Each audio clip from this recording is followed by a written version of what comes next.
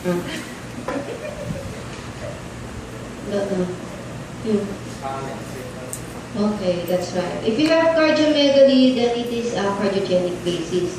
If you, again, how many leaves can you count? How many?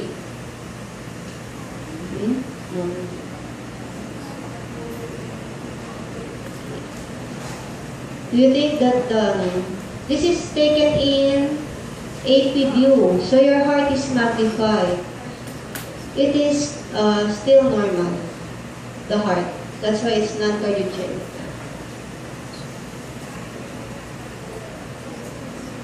So what are the common alveolar lung diseases? Number one, of course, pneumonia. Next, pulmonary edema. Very rare na yung pulmonary hemorrhage. Aspiration usually in pediatric patients and those who are stretcher-borne, immunocompromised. Those who have tracheostomy. So now you have here opacities, confluent opacities or hazy opacities at the lung bases. This is airspace disease. The patient aspirated, so you have aspiration yung pneumonia. For interstitial lung disease, it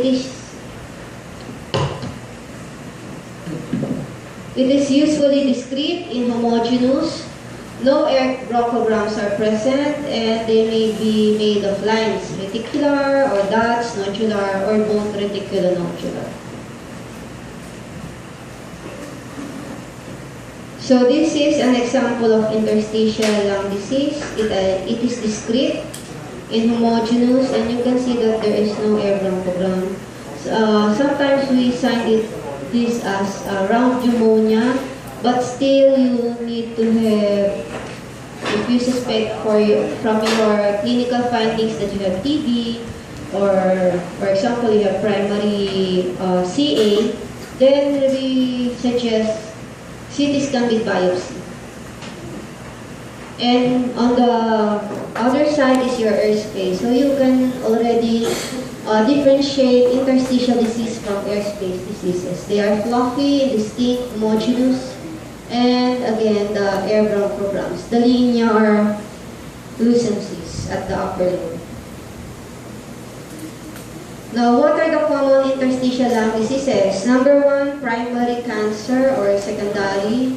Next, sarcoidosis, cystic fibrosis, asbestosis. These are sometimes board questions. You take your board exams. For the Filipinos, I don't know from the other countries if they will.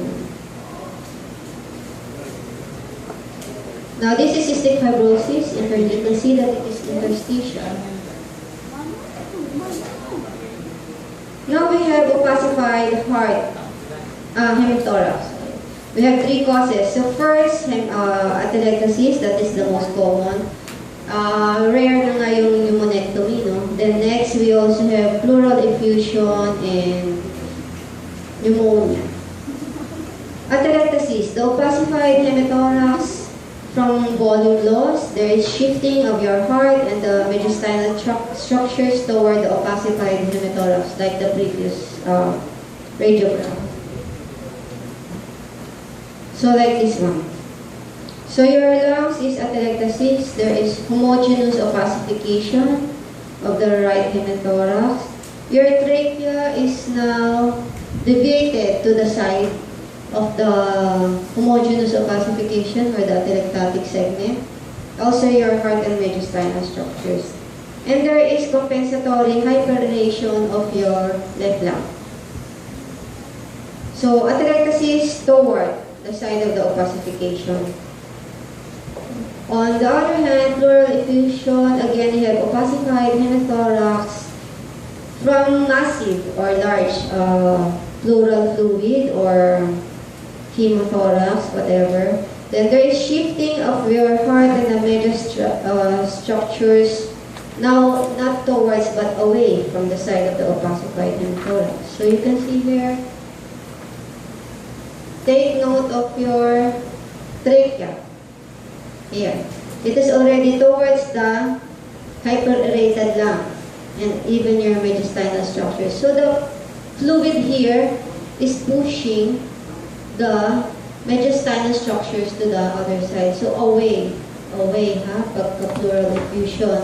While atelectasis is towards the atelectatic lung, the shifting.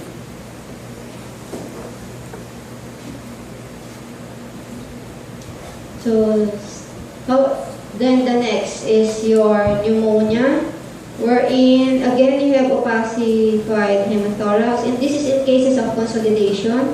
There is no shifting, and you have air bronchograms. So like this one. So you can see that your trachea and your heart or mediastinal structures are at the midline.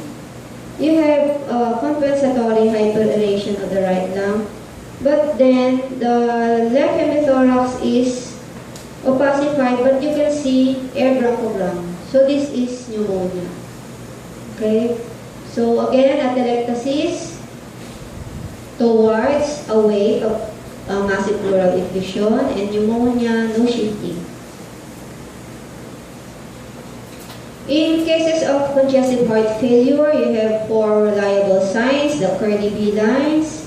You have pleural effusions, fluid in the fissures, peribronchial coughing,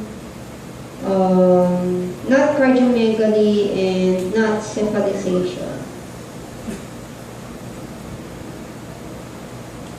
So the curly B lines are the short 1 to 2 centimeter white lines at the lung bases.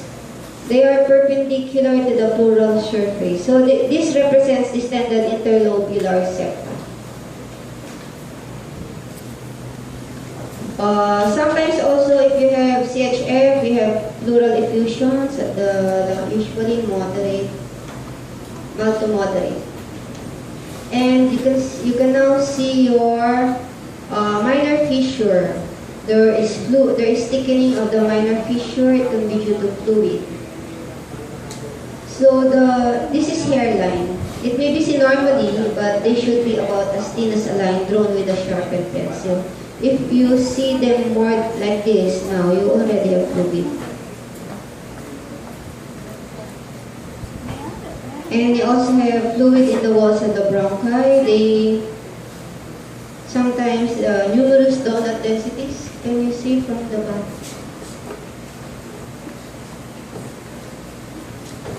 Throughout the periphery of the lung. So not only at the mid-central part, but periphery, towards the periphery. Now, in case of pneumothorax, you must see the visceral pleural white line and absence of lung markings peripherally, shift the mediastinal structures. If you have simple, there is no shift. Away from the pneumothorax, now you have tension pneumothorax. There is never a shift toward the side of the pneumothorax. So the arrow is pointing to the visceral pleural white line. So this is where your lungs. So this is part of the pneumothorax at the lateral side. And we compute at the apex, then at the side, and at the lung base to know if it is 30%, 60%. Check. Now let's differentiate cavitary lung lesions, thickness of the wall, inner margin of the cavity, and you have air fluid levels. What are the common causes? You have carcinoma of the lungs, TB, most common, and abscess. So how do you differentiate the three? In carcinoma, you have a thick walled cavity. The inner margin is nodular. And sometimes you have air fluid level, sometimes not. While on TB, the wall is clean, it is smooth, and no air fluid levels. In abscess, like your carcinoma, you have a thick walled cavity. The inner margin is smooth, and you have air fluid levels. Always in abscess. So this is how, so you have here a thick-walled, nodular inner margin. So this is carcinoma of the left lower lobe.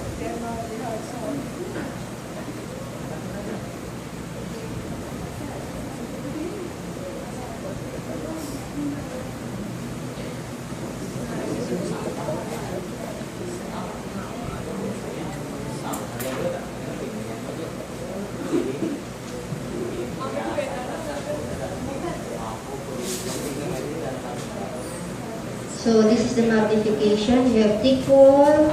This is carcinoma of the left lower lobe. Now you have thick wall, small but smooth inner margin. This is abscess, right upper lobe abscess. Now thin wall with smooth inner margins. This is your right upper lobe tuberculosis. You have a large bullae here on the left lobe.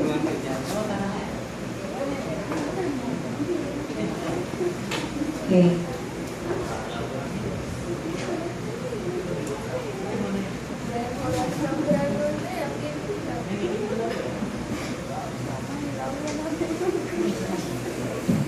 Produces a radiographic image on the film. Sometimes, but not most of the medical centers nowadays are using fluoroscopy screen because of the high radiation effects.